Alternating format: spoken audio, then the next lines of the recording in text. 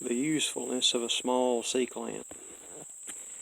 We're dealing with white oak lumber here. Most definitely rough sawn lumber. And this particular piece was bowed badly, and I wanted to use it as a nailer. And if you've been watching videos that I post, I'm using C-clamps quite a bit. This one is a 4-inch model, and I didn't know if it would pull this bow out of this wood or not, but it did. But here I have a 10-inch and a 6-inch, and those are very strong.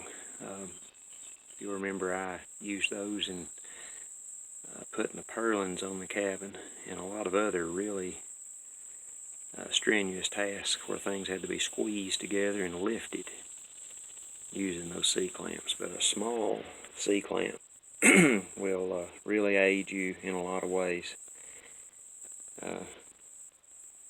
So think about things, work smarter, not harder.